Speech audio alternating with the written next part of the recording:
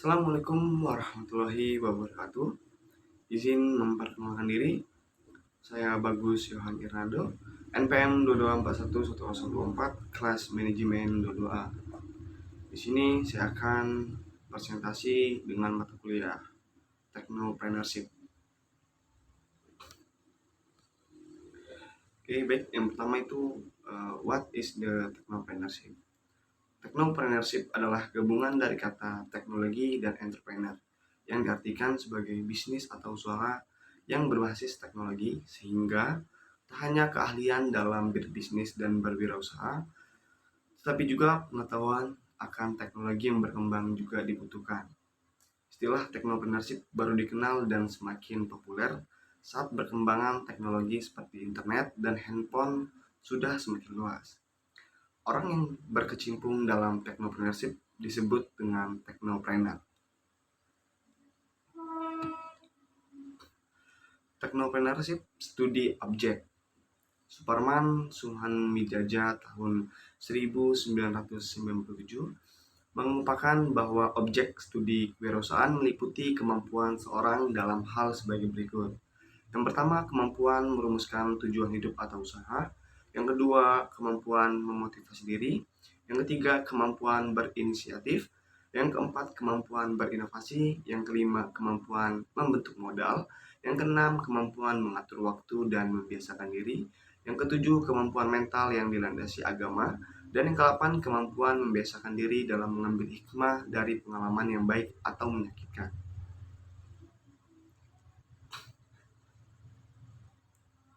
Next, selanjutnya, kreativitas dan keinovasian dalam kewirausahaan.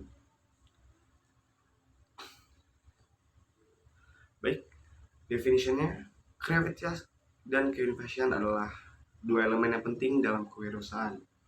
Kreativitas adalah proses mental yang melibatkan penciptaan ide-ide baru dan unik.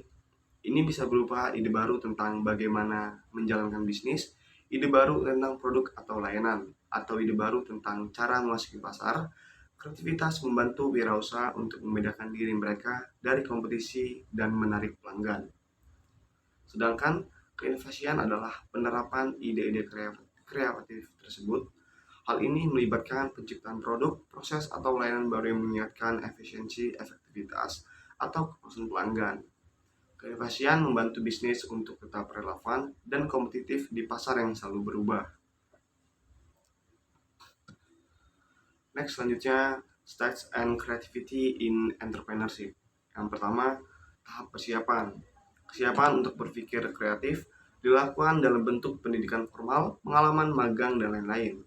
Yang kedua, tahap penyelidikan. Tahapan ini diperlukan untuk dapat mengembangkan pemahaman yang mendalam tentang masalah atau keputusan. Yang ketiga, tahap transformasi. Mengidentifikasi persamaan dan perbedaan yang ada tentang informasi yang terkumpul. Dalam tahap ini diperlukan kemampuan berpikir konvergen dan divergen, di mana kalian harus melihat perbedaan atau persamaan antara data dan kejadian yang beragam. Yang keempat, tahap peratasan. Peratasan merupakan penyiapan pikiran bawah sadar untuk merenungkan informasi yang terkumpul. Pikiran bawah sadar memerlukan waktu untuk merefleksikan informasi. Yang kelima, tahap penerangan. Penerangan akan muncul pada tahap penetasan, yaitu ketika terdapat pencerahan spontan yang menyebabkan adanya titik terang. Yang keenam, tahap pengujian. Validasi keakuratan dan manfaat ide-ide yang muncul yang dapat dilakukan pada masa percobaan, proses simulasi, tes pemasaran, pembangunan prototipe, dan aktivitas-aktivitas lain yang dirancang untuk memberikan ide-ide baru yang akan diimplementasikan. Yang ketujuh, tahap implementasi. Tahap transformasi ide ke dalam praktik bisnis. Stage of Innovation in Entrepreneurship. Yang pertama, penemuan mengkreasi suatu produk, jasa, atau proses yang belum pernah dilakukan sebelumnya, contohnya Tesla. Yang kedua, pengembangan pada produk, jasa, atau proses yang sudah ada, contohnya pengembangan menu pada kopi-kopi kekinian. Yang ketiga, duplikasi, peniruan produk, jasa, atau proses yang sudah ada namun namun menambah nilai untuk memperbaiki konsep yang telah ada agar lebih bersaing. Contohnya Kaila Food atau seblak kemasan. Yang keempat, sintesis.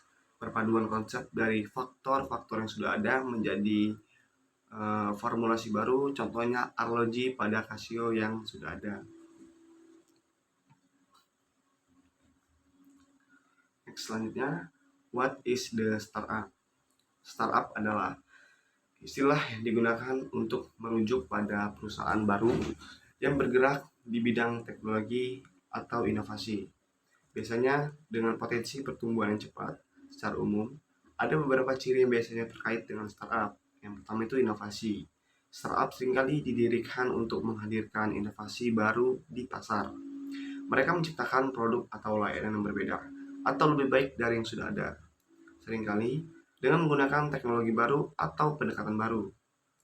Kedua, skalabilitas. Salah satu ciri khas startup adalah potensi untuk pertumbuhan yang cepat dan besar. Mereka sering berusaha untuk membangun model bisnis yang dapat diubah menjadi perusahaan besar dengan cepat, misalnya dengan memanfaatkan internet atau platform teknologi lainnya. Yang ketiga ada fokus pada pasar yang besar. Startup seringkali berusaha memasuki pasar yang besar dan berkembang, di mana mereka dapat mengeksploitasi peluang pertumbuhan yang signifikan. Ini biasanya menjadi pasar global atau pasar yang baru sedang berkembang dengan cepat. Yang keempat, pandangan awal. Startup biasanya membutuhkan pandangan awal atau modal ventura untuk memulai operasi dan mengembangkan produk atau layanan mereka. Mereka sering mencari pendanaan dan investor swasta atau modal ventura yang percaya pada potensi pertumbuhan mereka. Dan yang kelima itu ada budaya kerja yang kreatif dan fleksibel, di mana budaya kerja di startup seringkali sangat kreatif dan fleksibel. Mereka mungkin memiliki struktur organisasi yang datar dengan penekanan pada kolaborasi dan eksperimen. Kesalahan dianggap sebagai bagian proses belajar dan adaptasi terhadap perubahan pasar atau kebutuhan pelanggan adalah kunci kesuksesan. Selanjutnya, bisnis modal. Bisnis modal adalah kerangka konseptual yang menjelaskan cara sebuah perusahaan menciptakan, memberikan, dan menangkap nilai. Model bisnis menggambarkan elemen-elemen kunci dari bagaimana sebuah perusahaan beroperasi dan menghasilkan pendapatan. Model bisnis dapat bervariasi secara signifikan tergantung pada industri, ukuran perusahaan, dan strategi bisnis yang diadopsi. Next, selanjutnya, benefit of the business model. Yang pertama, peningkatan inovasi.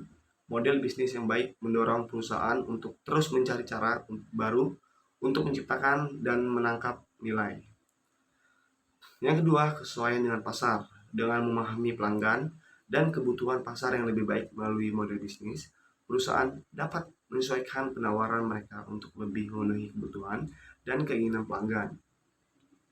Yang ketiga, pendapatan lebih tinggi. Model bisnis yang efektif membantu perusahaan mengidentifikasi dan memaksimalkan sumber-sumber pendapatan potensial.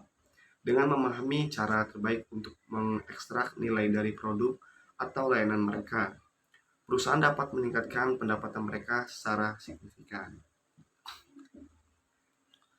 Baik, itu saja yang bisa saya sampaikan. Kurang lebihnya saya mohon maaf, kepada Tuhan saya mohon ampun. Sekian saya kiri, wabillahi taufiq walhidayah. Wassalamualaikum warahmatullahi wabarakatuh.